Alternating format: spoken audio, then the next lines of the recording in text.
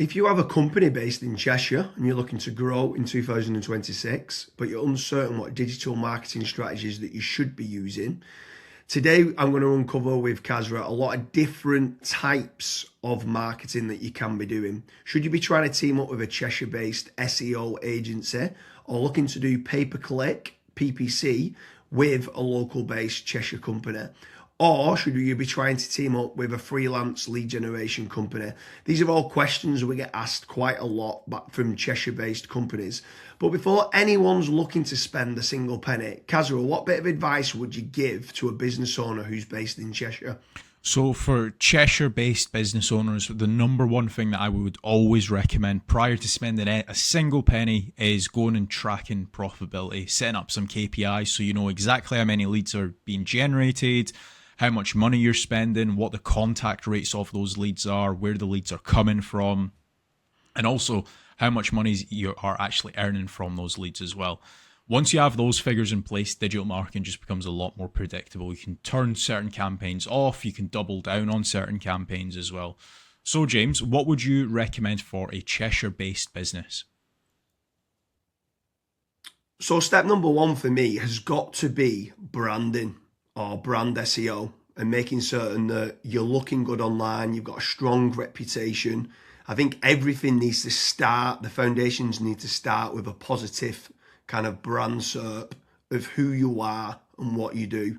So a SERP stands for search engine results page, and getting that branding right across the board then can lead on to other things of what you can be doing. It will improve your conversion rate on paid ads or social media. Any leads that you get in, the conversion rate would be good. If at the 11th hour, they're going to decide who you're going to go with, branding, I think, becomes very, very important. So I'd say that's the first thing that people need to get right for all digital marketing strategies.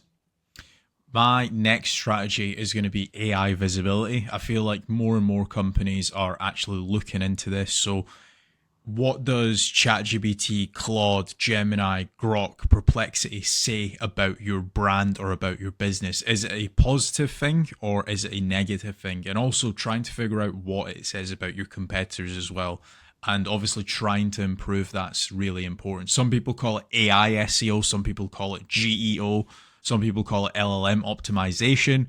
But this is going to be a big thing in 2026 and also in the years to come as well. Yeah, I think that's a huge strategy that people need to be looking at with regards to artificial intelligence. More and more people are obviously using AI. The next one for me is filling in the form at FatRank or Promo SEO, which do a commission-based lead generation service for UK companies looking to grow. I think it's important to be looking at your own digital marketing efforts to generate your own leads, but also if you can use some freelancers and outsource some as well, you've got that diversification of leads. So head on over to fatrank.com, fill in the form and see whether they can help you with a no risk supply of inquiries. Promise you'll also do a very similar performance-based lead generation service as well that you might want to fill in the form with there, and just double check whether you can go and get a third-party lead generation company to top up and start generating you some leads for your business to grow in 2026. Yeah, and then next on the list is Google Business Profiles, so Google Map listings. This is like local SEO where you basically just try and get more reviews. You build out your Google Business Profile in your local area. Now, there's pros and cons to this. I think the biggest pro is that once it is actually ranking, you're going to be consistently generating leads. However, to get from nowhere, like let's say you do not have a Google Maps listing at all, to get it ranking to position number one, the issue you've got with that is there might be, let's say, a 60 or 100 review deficit. And to obviously get those reviews, you need leads. So it's one of those things. It's like the chicken and the egg. I for one just think it's good for personal branding or for branding of your company. So always try and get the Google Maps listing, but you should always know the pros and cons to it as well. Yeah, for certain. If you're in a local area, you want to try and get those local maps listing. For me, you need to be omni-channel and omnipresent. Yeah. I think the next part is SEO in general, so organic SEO. Can you be building up your website to try and get your website ranking better? If you are in local area, you might want to do your service with the area of where you cover. So like plumbing in Manchester, create a page for that. Hopefully then share that on the Google business profile of what you mentioned. But trying to get organic rankings, the amount of search volume that people are out there searching for different services of what you do, or it could be some blog posts that you could be doing as well. There's different strategies on there that you can be doing, but ideally you want good quality content, build up topical authority, and try and get some third-party backlinks to power up the site to get those organic SEO rankings. I think that's another big part that you need to be doing as part of your digital marketing strategies in 2026. Yeah, and then the next one, which kind of ties back to what you were saying before, James, is obviously organic social media. Now, organic social media, I think it's more of a numbers game. So try to create good content that your audience would actually view. Like I see this time and time again where I look at brands and they've just published maybe 4 or 5 posts on their Instagram profile and they've not been active for 3 years, right? That's not going to drive you sales. But if you can do how-tos, if you can do guides, maybe you can do before and afters, right? If you can do content like that, that way people will see you on socials and they will actually click to actually figure out more about you, fill in the contact form. The caveat to organic social media, yes, it's free to do. It's not like PPC, for example, but it is very much a numbers game. So you want to be consistently uploading, maybe not every day, but at least 3 or 4 times a week. Yeah, for sure. On the subject of social media, paid social ads as well is massive. I'm a massive advocate of the kind of the dollar a day strategy of what people talk about. So if you are going to be taking the time to be posting every day, like you mentioned there, for organic social media, just spending a few pounds on those posts and boosting it. So getting case studies, any awards that you've won as well for reputation, and starting boosting that. You can also be running retargeting ads. So if anyone's clicked through to your website, you can be running retargeting, which is paid social as well. Different places like Meta, so whether that's Facebook and Instagram, you've got Twitter, you've got YouTube, you can be running Pinterest, you can even run in places like Reddit as well for paid ads. And I think paid social media is still an untapped market for digital marketing strategies. Yeah. The next one is it's probably a love-hate relationship. It's PPC, right? Google AdWords or doing it on Bing, wherever. That's basically the sponsored results. So if you search for a service, it's above local SEO. Now, I have spoken, and both myself and James, we've both spoken to so many business owners that are either they've spent 10, 15, 20,000 pound on it, and they've not had a single result, or they might have had a few leads and it's just not been of quality. Or you've got other guys that have spent hundreds of thousands on it and they're like, it's the best thing that's ever happened to my business.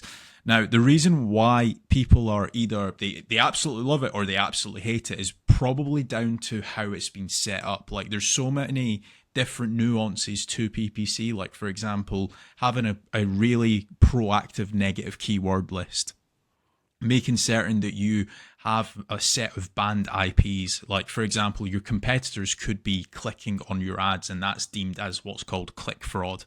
Making certain that you've got a high converting landing page. Making certain that you KPI your sales team. So when a PPC lead comes in, that is one of the first priorities that they actually take when it comes to contacting the lead. There's all of these different nuances, and if you're not on the ball with PPC, it's probably not going to work for your business. However, if you've got a really good, well-refined sales team, you've got a really good landing page, you've got a well-kept, up-to-date negative keyword list, you are using click fraud software, at that point, it will actually probably perform well for you. But again, just know the pros and cons to PPC. Yeah, for sure. There's certainly pros and cons. There's benefits of using it to get instant leads. But like you said, the amount of people that we speak to that have burnt a lot of budget and not had the inquiries and stuff that's come through as part of the digital marketing is pretty scary. While we're on the subject of paid, obviously we spoke about paid social ads, and now you've spoke there about PPC with Google or Bing. I'm going to throw in the mix paid ads on AI platforms. It's not fully rolled out as we're doing this video, but I know that ChatGPT are looking to try and roll out ChatGPT ads. Claude, Perplexity, other kind of LLMs might start rolling it out in 2026. I think if you're one of the early adopters and innovators to get on there, I think you could be getting cheap leads or cheap contact form submissions. So it's something to look out for of doing paid AI listings and ads. I think that could be something to look out for in 2026. Next on the list, and this is a little bit out of control. You do obviously have like forums that you can get your brand mentioned in, like for example, Reddit and Quora. That very much comes down to the after fact. Like, where are your customers that you've been dealing with previously? Are they actually raving and shouting about you? If they are, then that's a very good resource of getting other people recommending you. So if you can get that, again, it's a little bit out of your control, but asking for reviews, asking for them to recommend you to friends, to people, that can obviously generate you a decent amount of leads and inquiries as well. Yeah, for sure. And the add-on benefits to places like Reddit is that it's getting cited so much now in the AI overviews. So when you spoke there early on about AI visibility, if you can try to get a positive kind of lot of people talking about the products and services of what you do and some reviews on there, it's indirectly then going to help you, or directly actually is going to help you with AI visibility. And then the last one for me is tradesman websites, so like Check a Trade, Bark, or teaming up with a third-party lead generation company. Something I would say with all of these practices, Kazra touched on earlier about making certain that you understand your KPIs and your ROAS, return on ad spend. I think it's very important for business owners that are doing any sort of digital marketing to be tracking how much time and effort's being put into, let's say, running organic social media or running paid ads. Everything should have KPIs put in place. And this is exactly the same then with tradesman websites like Check a Trade, Bark, Rated People, My Builder. These could all be amazing platforms to generate leads that could get you a positive return on investment. And if you do, you should continue to be using those platforms. There's certain lead generation companies out there as well that could generate you quite a lot of leads. They could be using organic SEO or PPC or social media ads to generate you those leads. But if they are getting you a positive return on investment, again, I'm all for it as part of your digital marketing strategies. But I just want to repeat one more time with regards to FatRank and Promo SEO. They do lead generation and they guarantee a return on investment. It's a commission-based lead generation service or performance-based lead generation service. So make sure you head on over there, fill in the form. That could just be one part of generating leads of many. You should be trying to generate your own. You should never have a single point of failure, and you should be trying to get that diversification. But make sure you head on over to Promo SEO or FatRank lead generation service as part of your digital marketing efforts in 2026. Thank you very much, Kazra.